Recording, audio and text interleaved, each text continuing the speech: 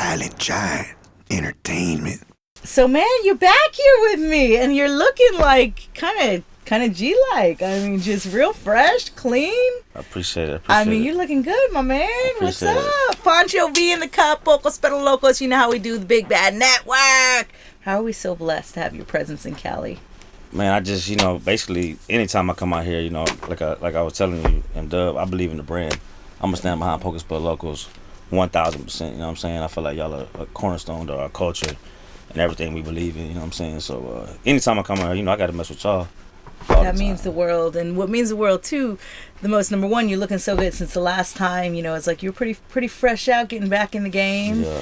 And now I feel like game is elevated again for you, and now you know the resources that are out there and what you can do in this new world order, and I'm excited to see what Pancho kicks out for us. But I was also excited that you brought your son, Next Generation, with you. Right. He's looking real fly. I was like, okay. Yeah, definitely. I think like my crew, you know what I'm saying, like T-Rex, Throw That Say, West OG, they keep me on point with the culture, you know what I'm saying, the dress, just everything hot, young, and new, you know what I'm saying? So just keeping those guys around, man, and staying in touch with what's going on with the streets. And then also keeping that OG factor alive, and that's what I love that you do. You keep these youngsters on their OG game, too, because that's important. It's like we gotta keep the game that we were able to elevate, and then also the game the youngsters are creating.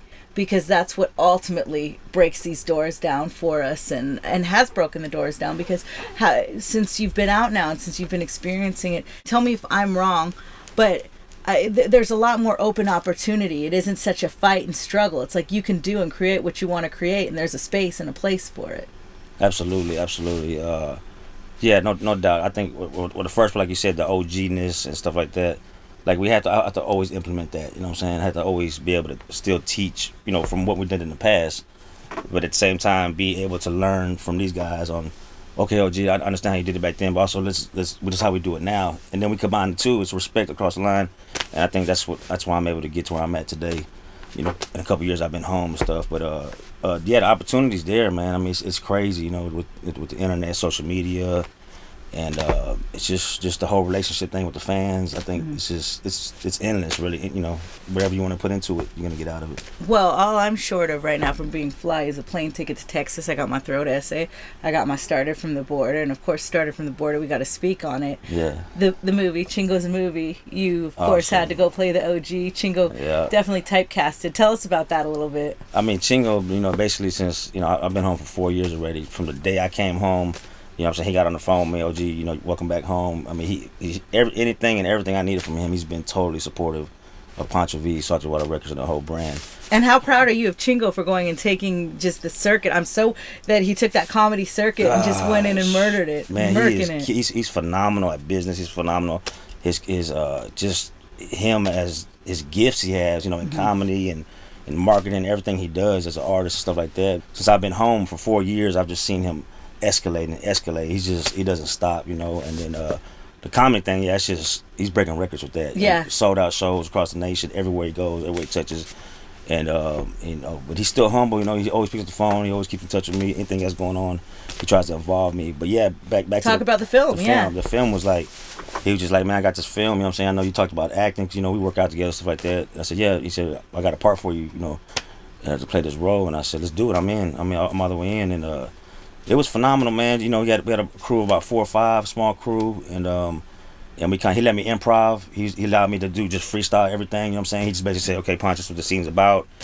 And he was real helpful. You know what I'm saying? A couple times he'll pull me to the side. He'd be like, okay, picture yourself like this, and he'll let me go back there again and attack it. And it's just truly a blessing to work with him. Cause he's always just the smallest things that people don't realize. Like if you do a record with a major artist, you would want that major artist to retweet your track out together or share your video.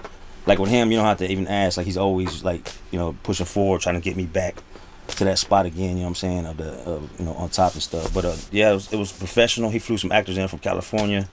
So he spent money where it needed to be spent, and I learned a lot, man. I was there behind the editing. I was there, behind the whole drawing board, and scripts and stuff like that. He actually bought me a book from Amazon called Who Saved the Cat or something about writing script stuff.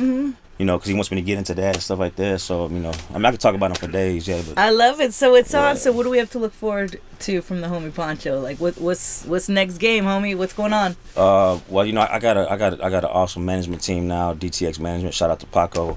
Of course, my crew, you know what I'm saying, my artists, you know what I'm saying, we're small. You know, shout out to West OG, Throat Essay, T-Rex, you know, and we're just small in numbers, man, but we're doing phenomenal stuff. We're doing some major features. We're doing setting up our own tours. You know, we're able to pick up the phone, you know, move the promoter out the way, get our own venues. You know, you gotta invite your homegirl out. I'm down. Let's go. Definitely. I gotta get you out there, and for sure for a video, I gotta get you and Dub fly out there. You know what I'm saying? Yeah.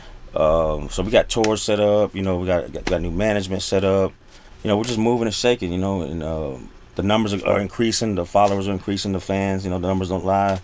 Everything is just starting to really bubble up. You know what I mean? Okay, your vision board's right there. Boom. Look at it. Ultimate goal of 2016 for the homeboy Pancho V. What is it?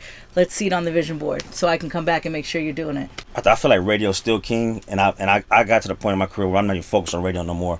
I'm focusing on really just, you know, my fans as a core, underground fans, you know, the backpackers, and you know, because I feel like those fans are like phenomenal. But at the same time, my management team, I think that I'm gonna be able to accomplish like a lot of radio goals, get on some stations, you know what I'm saying, across the nation. So that's some of my goals. And really just being a top tier artist, you know what I'm saying? I really want to be up there with the best. So I think 2016, I'm gonna be able to accomplish that. The homie Pancho V, what you know about it, baby. Somos Pocos, pero Locos. The Throat Essay / Jew. You know how I do. Khool Aid in the cut. Hey, nice to have you, baby. I appreciate the love. Pleasure all the time. All right, thank you very much.